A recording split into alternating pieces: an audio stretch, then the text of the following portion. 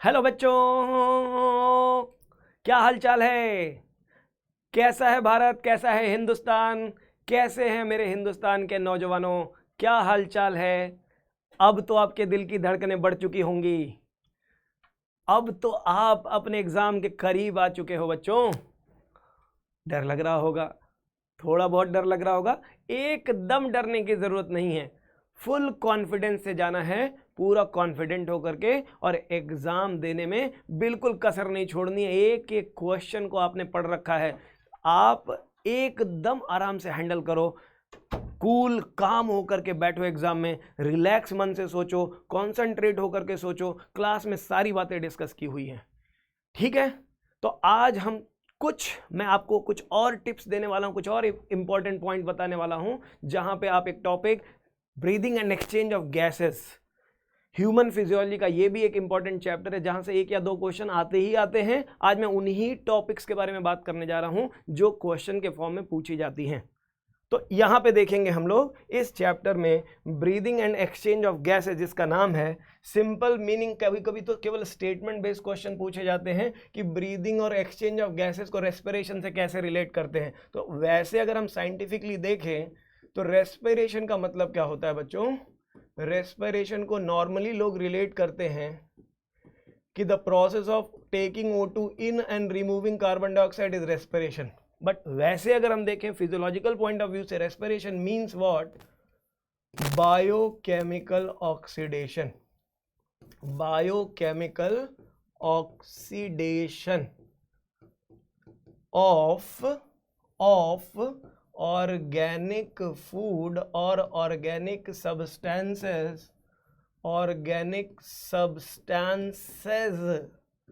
in order to synthesize ATP for the release of ATP, energy in the form of ATP। तो ये जो topic है यहाँ पे रेस्पिरेशन, यहाँ पे रेस्पिरेशन की डेफिनेशन निकल के आती है बायोकेमिकल ऑक्सीडेशन प्रोसेस, क्योंकि डाइजेशन तो हो चुका है। Now the cellular respiration, cells कैसे उस फूड को यूज करती हैं इस एनर्जी करेंसी की सिंथेसिस के लिए, that food is biochemically oxidised. अब लेकिन क्या है कि ऑक्सीजन की अवेलेबिलिटी जो एरोबिक ऑर्गेनिजम्स है या एनिमल वर्ल्ड की ही बात कर लो, different animals have different respiratory structures. So आपको अपने दिमाग में वो एनिमल किंगडम वाले सारे कंसेप्ट याद रखने हैं कि किस एनिमल में कौन सा रेस्पिरेटरी स्ट्रक्चर पाया जाता है। जैसे आर्थ्रोपोडा में आप पढ़ते हो ट्रैकियल सिस्टम पाया जाता है। In case of mollusca, that structure which help in respiration is their gills, जिसे टिनिडिया भी कहते हो। ऐसे आपको कुछ रेस्पिरेटरी स्ट्रक्चर्स जरूर याद रखने हैं। ह्यूमन के रेस्पिरेटरी सिस्टम को आप स्ट्रक्चरल पॉइंट ऑफ व्यू से अगर आप याद करना है तो आपको केवल कुछ खास बातें याद रखनी है। जैसे ह्यूमन का जो रेस्पिरेटरी सिस्टम है, यहाँ पे लंग्स जो नॉस्ट्रिल्स हैं, नॉस्ट्रिल्स से लेकर के जो हमारे लंग्स तक का पार्ट है, इस पूरे सिस्टम को डिवाइड किया जाता है दो पार्ट्स में। टू मेन पोर्शन जो फंक्शन के बेसिस पे आप डिवाइड करते हो, अपर पार्ट या आउटर पोर्शन जो मेजर होते हैं, जो एक्सटर्नल ओपनिंग से लेकर के एक्सटर्नल ओपनिंग या एक्सटर्नल नॉस्ट्रिल्स से लेकर के अप टू टर्मिनल ब्रोंकियोल वाला पार्ट होता है बच्चों।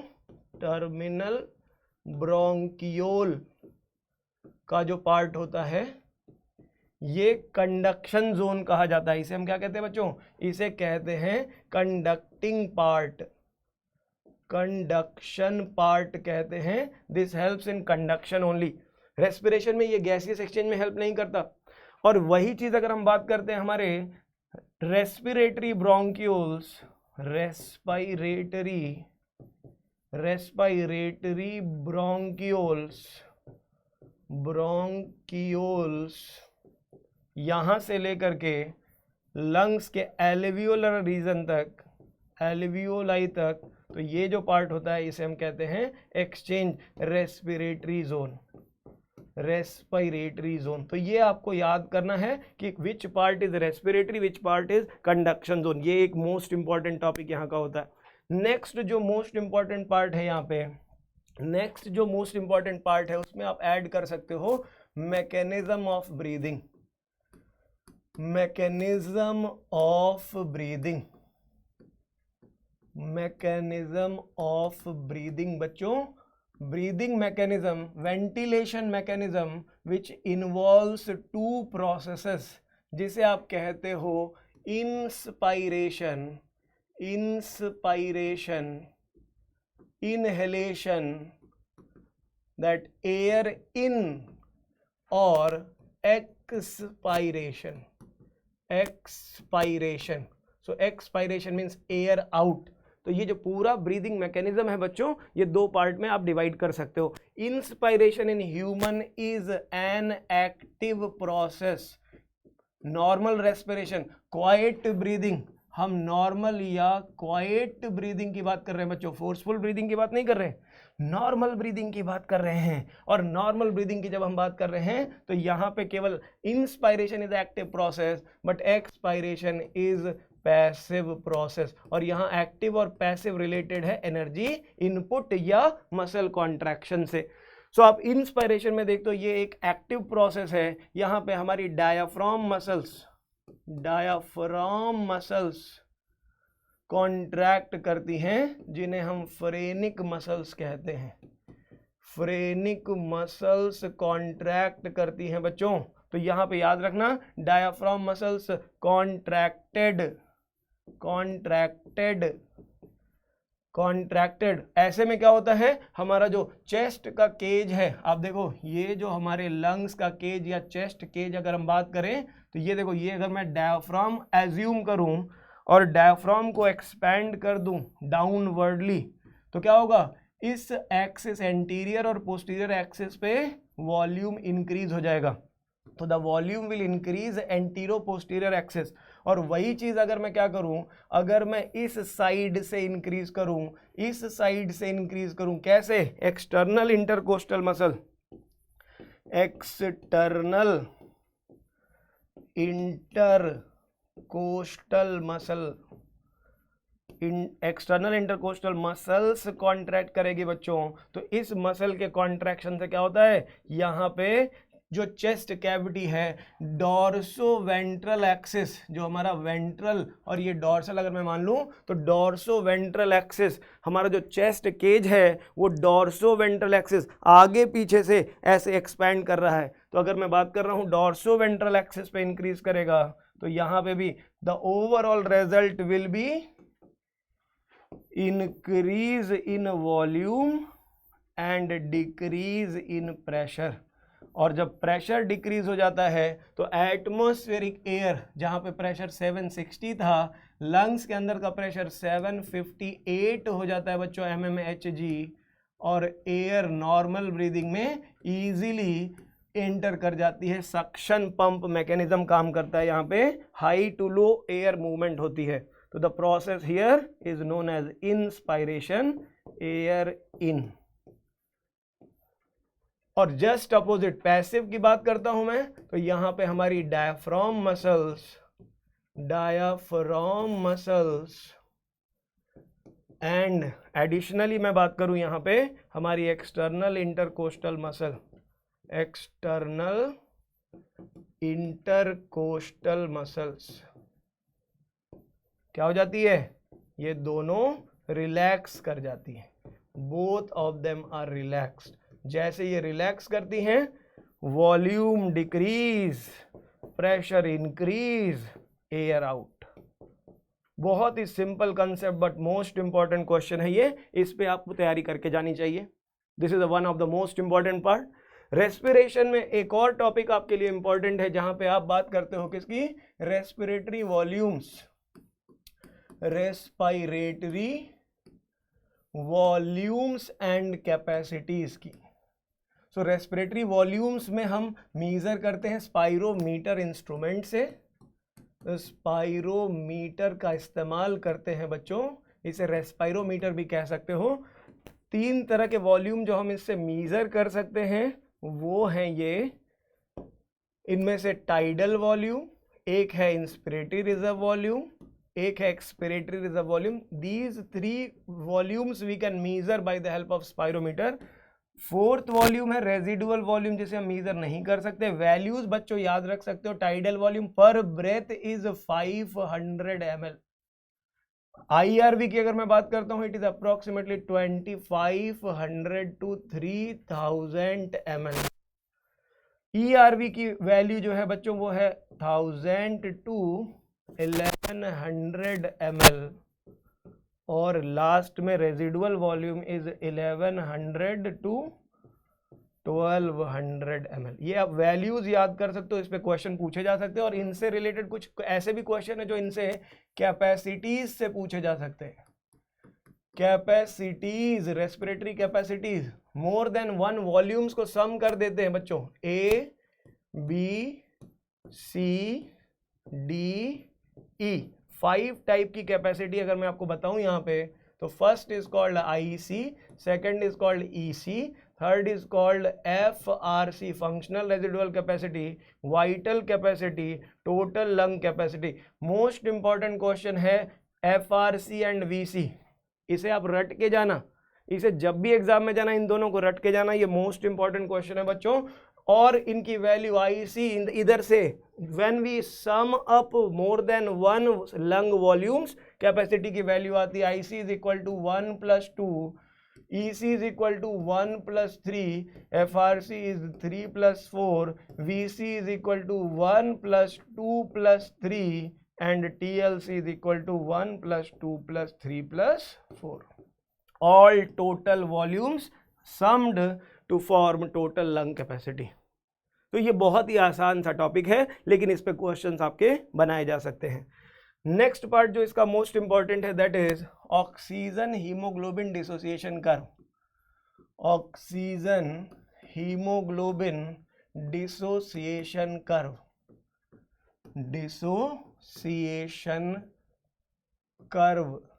और ये कर्व प्लॉट करता है रिलेशनशिप बिटवीन, आप देखोगे it plots the relationship between, ये देखो ये है पार्शियल प्रेशर ऑफ ऑक्सीजन, इधर में value partial pressure of oxygen millimetre of mercury, और इधर मैं करता हूं percentage of saturation, percentage of saturation of haemoglobin with oxygen at different partial pressure.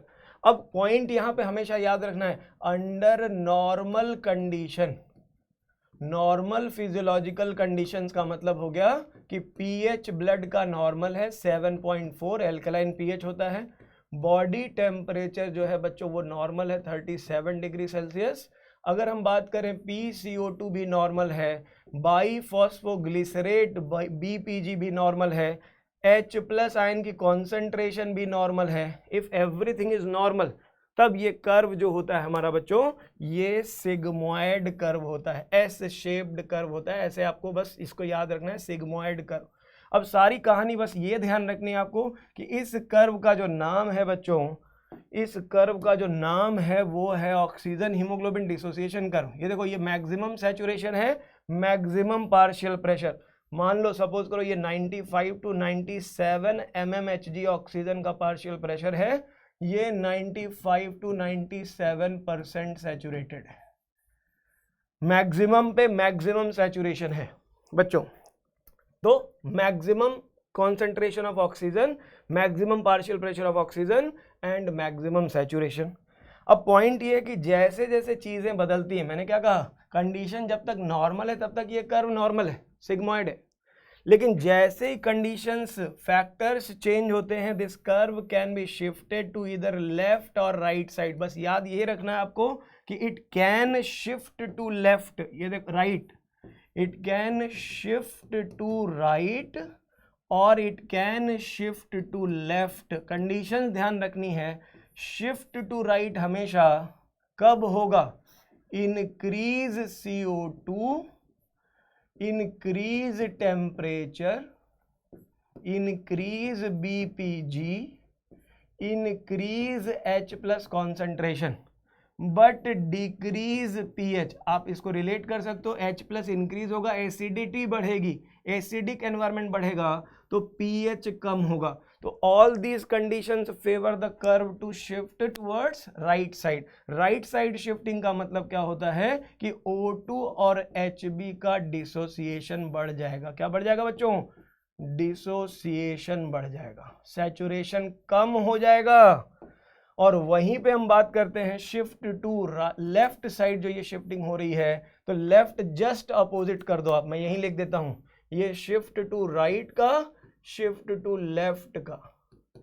Decrease CO2, decrease temperature, decrease BPG and decrease H+, increase pH means alkalinity favors the shift towards left side। तो ये जो left curve है, this indicates more saturation। और इसके अलावा respiratory disorders से question पूछे जाते हैं बच्चों। तो रेस्पिरेटरी डिसऑर्डर्स वाले क्वेश्चन में मोस्ट इंपॉर्टेंट जो क्वेश्चन है रेस्पिरेटरी डिसऑर्डर्स में, वो आपको emphysema, bronchial asthma and occupational respiratory disorders।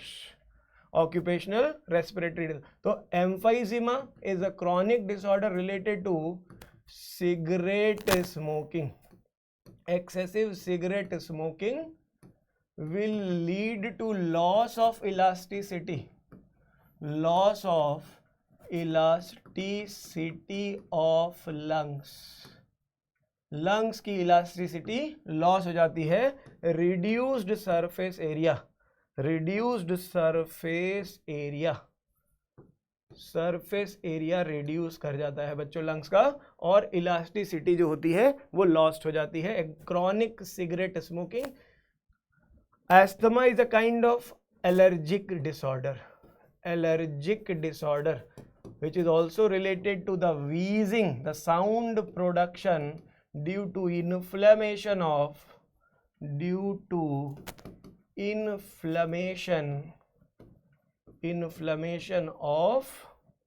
bronchi and bronchioles। तो ये यहाँ पे occupational disorders due to working environment, जहां पे काम करते हैं, जैसे पत्थर तोड़ना हुआ या माइंस में काम करते हैं। Working environment of the person, जहां पे हम काम कर रहे हैं उस एनवायरनमेंट में कुछ ऐसे डस्ट पार्टिकल, कॉटन डस्ट या व्हीट के जो डस्ट पार्टिकल है वो लंग्स में अगर इनहेल कर ले पर्सन, तो ऐसे में वहां पे लंग्स में फाइब्रोसाइट्स की एक्सेसिव ग्रोथ हो जाती है, जिसे फाइब्रोसिस कहा जाता है। The most common disorders which include fibrosis, इसके एग्जाम्पल में आप देखोगे silicosis, asbestosis, these are very common. तो इस चैप्टर में आप देखोगे ये टॉपिक जो है बहुत ही इंपॉर्टेंट है, मोस्ट इंपॉर्टेंट है, जिसको हमने डिस्कस कर लिया है। बाकी कुछ चीज़ें आपने एनसीईआरटी में पढ़ी भी होंगी, तो इस चैप्टर में इससे ज़्यादा इंपॉर्टेंट कुछ नहीं है। तो इसके बाद आप क्वेश्चन प्रैक्टिस ज़रूर करके जाएंगे। एक बार ज़रूर 2-4 क्वेश्चन जो मैंने बताया प्रीवियस ईयर्स में आप देख लेना, इन्हीं से क्वेश्चन पूछे गए। तो अपना सारा डर खत्म कर दो, इजी टॉपिक है, कुछ नहीं करना है, तैयार हो जाना है लड़ाई के लिए। Thank you so much. अब आप बस आगे तैयारी शुरू कर दो एग्जाम की, क्योंकि अब आपके पास टाइम बिल्कुल भी नहीं बचा है। कूल रहो, सावधान रहो, सतर्क रहो, सुरक्षित रहो। Love you all, love you, thank you so much.